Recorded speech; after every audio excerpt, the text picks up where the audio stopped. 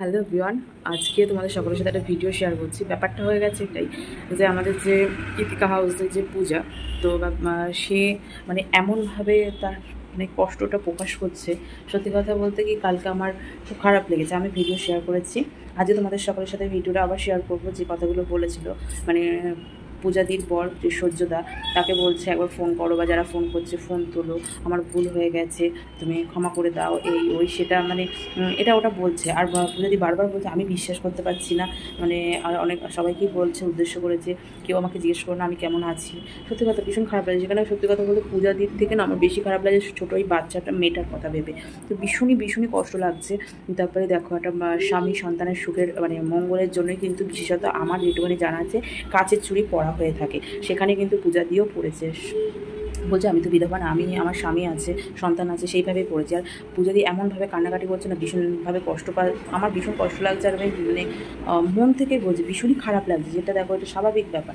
আমি আমি নিজেই মানতে পারছি না, পূজাদি তো নিজে মানতেই পারছে না। আর সত্যি কথা বলতে কি, যারা ভিডিওটা ওদের দেখেছো তারা সত্যি মানতে পারবে না যে এইরকম একটা সিচুয়েশান থেকে যে সবসময় পাশে ছিল, কেউ কিছু বললে মানে এগিয়ে আসতো, সাপোর্ট করতো, সেখানে ফট করে এমন কি হলো যে কিছুই না, শুধু বলছে টাকা জোগাড় করো আমাকে, আমি ডিভোর্স দেবো, টাকা পয়সা জোগাড় করো, ডিভোর্স পেপার, এরকম খারাপ লাগবে তোমাদেরও। মানে আমি ভিডিওগুলো ওদের দেখেছি আগে, তার জন্য আমার ভীষণইভাবেই মানে খারাপ লাগছে, মেনে নেওয়া যাচ্ছে না এরকমই ব্যাপারটা।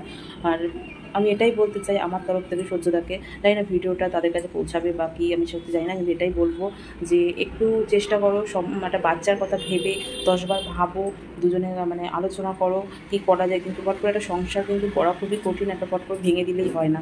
মানে ভেঙে দিতে মানে মুখের কথা মানুষের একটা মুখ থেকে বেরিয়ে গেল, সে কথা হয়তো নেওয়া যায় না, কিন্তু চেষ্টা তো করা যায়। তোমরা কিন্তু একটু চেষ্টা করতে পারো, কারণ সত্যি কথা বলতে একটা ছোটো বাচ্চার কথা ভেবে তো এটা ভাবনা চিন্তা করা দরকারই। এখন মানুষের মধ্যে ফট করে কী হয়েছে, শর্ট করে বলে দেয় তোমার সাথে বেকআপ, তোমার সাথে এই, তোমার সাথে থাকবো না, তোমার সাথে আমি বিয়ে হয়ে গেলে বলবে আমি ডিভোর্স দেবো। এই সব লেগেই রয়েছে সোশ্যাল মাধ্যম বলে না, চারপাশে সমস্ত জায়গায় এই জিনিসগুলো মানে প্রায়ই দেখা যাচ্ছে। কিন্তু এটা কিন্তু কোনো সলিউশন না। সত্যি ভীষণই খারাপ লাগে ব্যাপারগুলো। আর যখন চোখের সামনে দেখি একটা পরিবার, একটা মানে সুন্দর একটা পরিবার, সেগুলো ভেঙে যেতে দেখলে না ভীষণভাবে কষ্ট লাগে। আমার তো ভীষণই কষ্ট লাগে, তার জন্য আমি ভিডিও কালকে দিয়েছি, আজকেও দিচ্ছি। আর আমার পূজাদির আজকের ভিডিওটা ভীষণই খারাপ লেগেছে, তার জন্য আবার তোমাদের সকলের সাথে আমি কিছু কথাও বললাম, সাথে শেয়ারও করলাম। দেখো তোমরা ভিডিওটা কমেন্ট সেকশনে কমেন্ট করে বলো। আমার মনে হয় না এরা মিথ্যে কথা কিছু বলছে বা কিছু, যদিও আমি সূর্যদার কাছ থেকে এখনও কোনো ইনফরমেশন পাওয়া যায়নি যে কী বা কিছু, দেখা যাক ভবিষ্যতে কী হয়। কিন্তু আমার পূজাদির কথা ভেবে ভীষণ খারাপ লাগছে, সত্যি ভীষণ। আমি এই ভিডিওটা করতাম না, বিশ্বাস করো আমি ভিডিওটা করতাম না। আমার ইন্টেনশন ছিল না সূর্যকে হাত করা। কেউই চাইবে না আমার সংসারটা ভেঙে যাক, সবাই আপ্রাণ চেষ্টা করতে আমার সংসারটা বাঁচানোর। তোমার একটাই কথা, তুমি টাকা রেডি করো, আমার ডিভোর্স চাই। আমি হট মেজাছি, তুমি তো সব জানতে। আর আগের মাথায় দুটো কথা বলে দিয়েছি, তুমিও বলেছো এটা তো হয়, এটা তো আজকের ব্যাপার না। কিন্তু আমি জানি তুমি এরকম ওর পাল্লায় পরে এরকম চেঞ্জ হয়ে যাবে, আমি সব কিছু ক্যাজুয়ালি নিয়েছিলাম।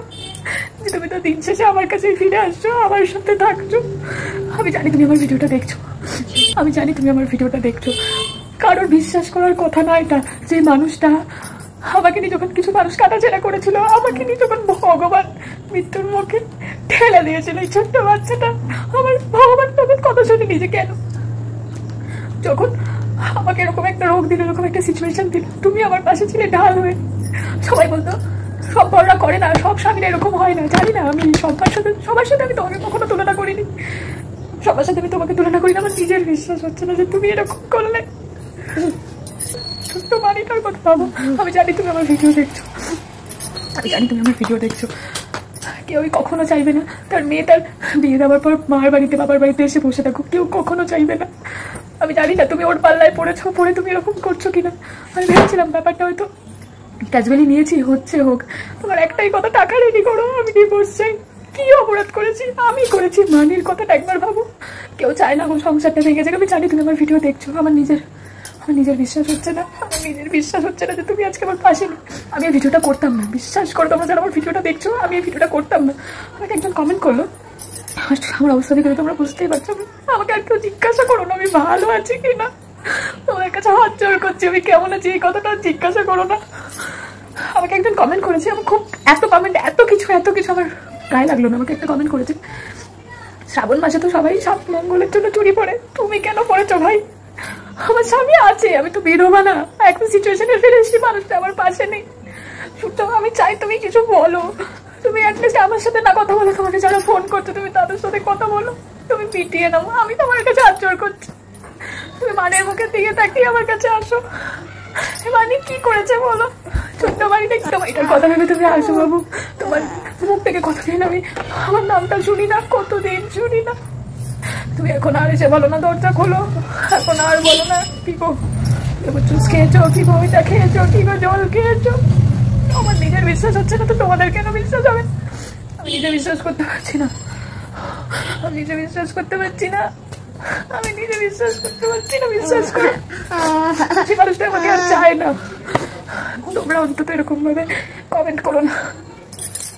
আমি এই ভিডিওটা একদমই দিতে চাইনি, তো খারাপ লাগলো সত্যি। তো আমি বুঝি আমার বাবা নেই, আমি বুঝি বাবা হারার যন্ত্রণাটা কি। আমি চাই না আমার মেয়েটা বাবা, চাই না। বিশ্বাস করো আমি চাই না, বিশ্বাস করো আমি চাই না। মানির কথাগুলো কি তুমি একদমই ভুলে গেছো বলো? তুমি কি ভুলে গেছো সব?